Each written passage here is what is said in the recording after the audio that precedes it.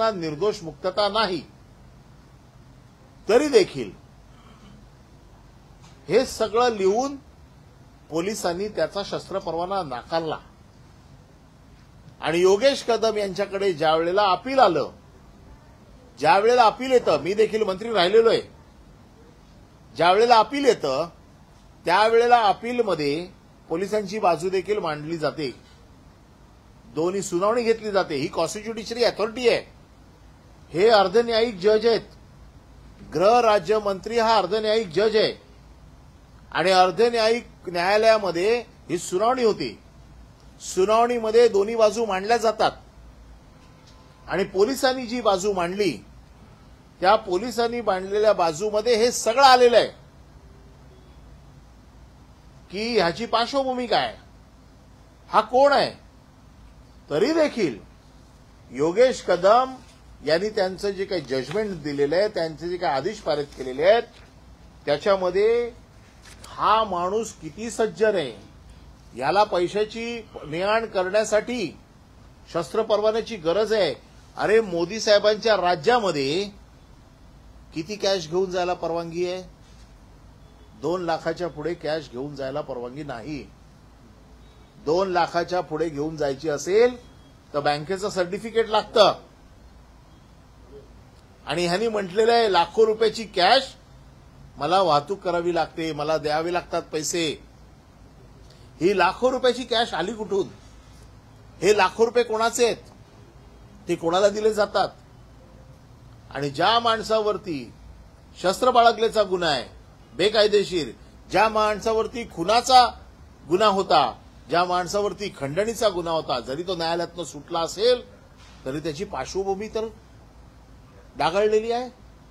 आणि अशा डागाळलेल्या माणसाला गृह राज्यमंत्री सुनावणी घेतात आणि शस्त्र परवाना देतात. शस्त्र परवान्यामध्ये त्यांनी असं म्हटलेलं आहे, अपिलार्थी समृद्धी डेव्हलपर या नावाने बांधकामाशी संबंधित फर्म आहे आणि 15 वर्षापासून पुणे आणि अहमदनगर येथे ते बांधकाम काम करतायत.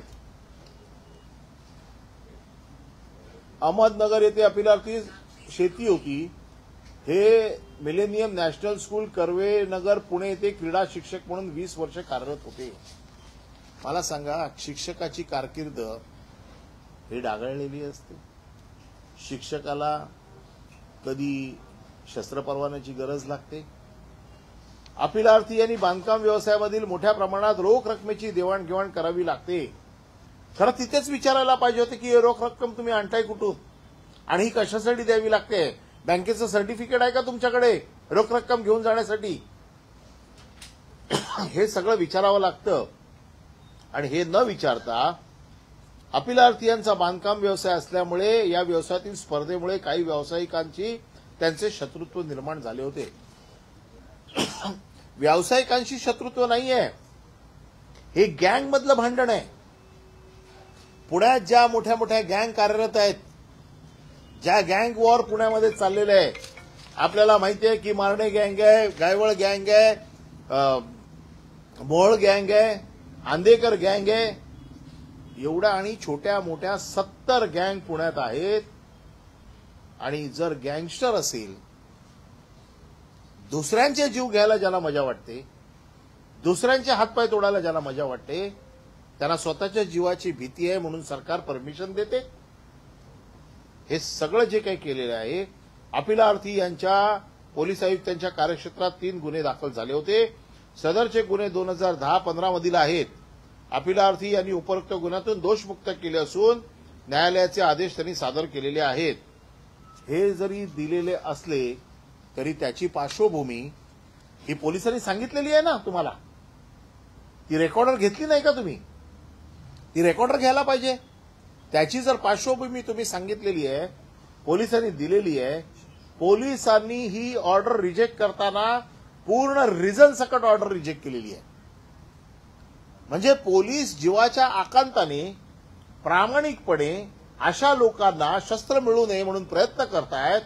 आणि हे राज्यकर्ते आता ह्यांचा उपयोग अशा प्रकारची फेवर करून आमच्यासारख्यांचा आवाज उचलणाऱ्यांचा जीव घेण्यासाठी घेतला तर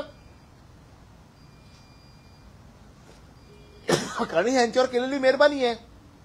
ही मेहरबानी दोनच गोष्टींसाठी होऊ शकते. एक तर पैशासाठी होऊ शकते, किंवा आम्ही तुम्हाला मदत करतोय, आम्ही ज्या सुपाऱ्या देऊ त्या तुम्ही फोडा, असं देखील होऊ शकतं. आणि म्हणून योगेश कदम यांनी पुणे आयुक्तांनी जे काय आपलं कर्तव्य चोख बजावलं होतं त्या पोलिसांचं नीतिधैर्य खच्ची करण्याचं काम केलेलं आहे. आणि हे नीतिधैर्य खच्च करण्याचं काम जे केलेलं आहे त्यांनी त्यांचे आदेश रद्दबातल ठरवलेले आहेत. आणि रद्दबातल ठरवताना त्यांनी या सगळ्या गोष्टी त्याच्यामध्ये लिहिलेल्या आहेत की का रद्दबातल करतोय. रद्दबातल करताना हे असं म्हटलेलं नाहीये की त्यांचा गँगशी संबंध नाहीये, ते निलेश गायवळचे भाऊ नाही आहेत.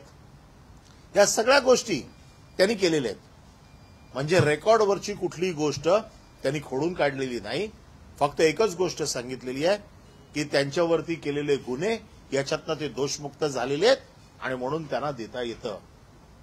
माझा प्रश्न असा आहे, मुख्यमंत्र्यांना प्रश्न आहे की अशा लोकांना तुम्ही किती दिवस वाचवणार. हे जे महाराष्ट्र सरकारमध्ये जे मंत्री बसवले आहेत, जे आईच्या नावाने डान्स बार चालवत आहेत. मी परवाच्या दिवशीच्या प्रेस कॉन्फरन्समध्ये म्हटलं, मुली नाचवून जे लोक भाड खात आहेत, दलालीचे पैसे खात आहेत आणि गँगस्टर लोकांना पोषण्याचं काम करतायत, अधिकृत शस्त्र परवाना या गँगस्टरच्या हातामध्ये देण्याचं काम हे सरकार करतंय. एका बाजूला तुम्ही लाडकी बहीण सांगताय, एका बाजूला लोकांची सुरक्षा सांगताय, मुख्यमंत्री आपली प्रतिमा जपण्याचा पूर्ण प्रयत्न करतायत आणि हे मुख्यमंत्र्यांच्या प्रतिमेवरती दररोज चिखल फेकतायत. आणि मुख्यमंत्र्यांची काय अडचण आहे मला अजूनही समजत नाहीये की या मुख्यमंत्र्यांना असे मंत्री का मांडीला मांडी लावून यांनी ठेवलेले आहेत. कुठली अडचण त्यांच्या समोर आहे मला माहित नाही. पण आज शिवसेना म्हणून मी सांगतो की आता महाराष्ट्राच्या जनतेला या गोष्टींचा वेध आलेला आहे की मुख्यमंत्र्यांनी जर याच्यावरती लक्ष देऊन याच्यावरती कारवाई केली नाही तर शिवसेनेला रस्त्यावरती उतरावं लागेल. मी मुख्यमंत्र्यांची भेट घेणार आहे, मुख्यमंत्र्यांना याच्या बाबतीमध्ये एक निवेदन देणार आहे. शिवसेनेच्या वतीने ही मागणी करणार आहे की या मंत्र्याची ताबडतोब मंत्रिमंडळात हकालपट्टी करा, अन्यथा येणाऱ्या अधिवेशनामध्ये शिवसेना अधिवेशनात आवाज उचलेलच, पण त्याच्या अगोदर शिवसेना रस्त्यावरती उतरल्याशिवाय राहणार नाही. आणि रस्त्यावरती उतरायचा जो काय कार्यक्रम आहे हा कार्यक्रम मुख्यमंत्र्यांच्या भेटीनंतर मी आपल्यासमोर पत्रकारांसमोर ठेवीन. परंतु आता योगेश कदम यांना मंत्रिमंडळातनं हकालपट्टी केल्याशिवाय शिवसेना गप्प बसणार नाही, हे आज आपल्या माध्यमातून मी जनतेला सांगू इच्छितोय. कारण लोकांच्या सुरक्षेची जरी सरकारला काही पडलेली नसेल तरी एक विरोधी पक्ष म्हणून आज आम्ही लोकांच्या जनतेच्या जीवाची काळजी घ्यायला बांधील आहोत. आणि म्हणून आम्ही आज ही भूमिका घेतलेली आहे. ही भूमिका शिवसेना पक्षाची आहे आणि ती भूमिका आपल्याला कळावी म्हणून आज आपल्याला इथे मी बोलवलेलं आहे. यासोबत आणखी आरोप केला जातो, रोहित पवारांनी आरोप केले की राम शिंदे यांचा दबाव होता, त्यामुळे कदाचित शस्त्र परवाना दिला गेला. तर अशा प्रकारचे एक वेगळं वन लावण्याचा प्रयत्न केला गेला. कोणाचाही दबाव असेल, त्यांच्या निकटवर्ती असे ते म्हणले. माझा साधा प्रश्न आहे, कोणाचाही दबाव असेल, मी मंत्री आहे, मी अर्धन्यायिक जज आहे, एखादी जजमेंट लिहिताना मला माझ्या अधिकाराची जाणीव असली पाहिजे. कोणाचाही दबाव आहे की नाही याच्यात मी जात नाहीये. माझं मत असं आहे की योगेश कदम यांची सही आहे, योगेश कदम यांनी आदेश पारित केलेला आहे, योगेश कदमच याला जबाबदार आहे. योगेश कदम यांनी कालच ट्विट केलं, त्यांनी असं म्हणणं आहे की हे जे सगळे आरोप आहेत ते दिशाभूल करणारे आहेत. योग्य ती अहवाल आला त्यानुसार आणि त्यांचे जे गुन्हे आहेत ते प्रलंबित नव्हते म्हणून मी हे जे आहे ते केलं. मी परत सांगतो, गुन्हे नाहीत हा पोलिसांचा रिपोर्ट आहे, पण त्याचबरोबर पोलिसांचा रिपोर्ट हा देखील आहे की हा गुंड आहे, गुंडाचा भाऊ आहे, हा सगळ्या अशा अँटी सोशल ऍक्टिव्हिटीजमध्ये याची इन्व्हॉल्वमेंट आहे आणि म्हणून ह्याला आम्ही परवाना नाकारतो आहे. पोलिसांनी परवाना ज्या वेळेला नाकारला त्यावेळेला देखील कोर्टाच्या हातनं तो दोषमुक्त होताच ना, तरी देखील पोलिसांनी परवाना नाकारलेला आहे. म्हणजे पोलिसांनी आपलं काम चोख केलेलं आहे. जर पोलिसांनी काम चोख केलेलं आहे तर तेच ग्राउंड, ज्या ग्राउंडवरती पोलिसांनी नाकारला त्या ग्राउंडवरती यांनी खरं द्यायला नाही पाहिजे होता. कारण ज्यावेळेला पोलिसांनी नाकारला याचा अर्ज, त्यावेळेला देखील ते त्या दोन्ही केसमधनं दोषमुक्त होते. आणि म्हणून मी यांच्या डान्सबारची केस असेल, यांच्या वाळू चोरीची प्रकरण असेल, आणि आता हे प्रकरण मी लोकायुक्तांच्या समोर देखील घेऊन जात आहे. लोकायुक्तांच्या समोर देखील मी अर्ज दाखल करतोय. त्याचबरोबर मी कोर्टात देखील जाणार आहे. परंतु पहिली संधी मी मुख्यमंत्र्यांना देणार आहे की मुख्यमंत्र्यांनी आपली चूक दुरुस्त करावी, अन्यथा मला कोर्टाशिवाय दुसरा पर्याय राहणार नाही. अशा प्रकारे पोस्ट करून त्यांनी पळवाट काढली का? आपली म्हणजे एकंदरीत पळवाट शोधता येतात ते. त्यांची पळवाट लंगडी पळवाट आहे. पोलिसांनी त्याला दोषमुक्त केलेला असताना देखील पोलिसांनी त्याचा अर्ज नाकारला. जे कारण ते सांगतायत की दोषमुक्त केलेले आहे, उद्या निलेश गायवळचे सगळे गुन्हे जर सुटले तर तुम्ही देणार निलेश गायवळला परवानगा? उद्या दाऊद मुंबईत आला, दाऊदच्या समोर कोण साक्षीलाच गेला नाही, आणि दाऊद जर दोषमुक्त झाला, तुम्ही दाऊदला रिव्हॉल्वरचं परमिशन देणार? त्याची पार्श्वभूमी काय तपासणार नाही? पोलिसांनी पार्श्वभूमी लिहिली ना त्यांच्या रिपोर्टमध्ये. पोलिसांच्या रिपोर्टमध्ये पोलिसांनी सगळं म्हटलेलं आहे. हे लंगडं समर्थन करतायत की दोषमुक्त आहे म्हणून आम्ही दिला. अरे पण तो गुंड आहे, वेल नोन गुंड आहे, वेल नोन गुंडाचा भाऊ आहे. आता त्याचा भाऊ देशातनं पळून गेलेला आहे. सरकारचं नाक कापलेलं आहे की खोट्या पासपोर्टच्या आधारावरती आता त्याचे आका कोण आहेत ते पण येतील बाहेर. परंतु हा तर किमान सापडलेला आहे, पेपरवरती सापडलेला आहे. त्यामुळे ह्याची सुटका नाही. हे कारण लंगडं समर्थन आहे.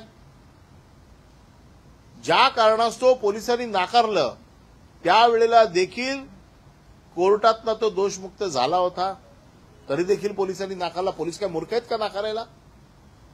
म्हणजे पोलिसांचं मनोधैर्य तुम्ही खच्ची करताय की पोलीस नाकारतायत आणि तुम्ही मंत्रालयात बसून देतायत. आता तर मी सगळी राईट ऑफ इन्फॉर्मेशन मध्ये माहिती घेणार आहे की योगेश कदम यांनी किती परवाने दिले, याच्यात टिंटेड परवाने किती आहेत.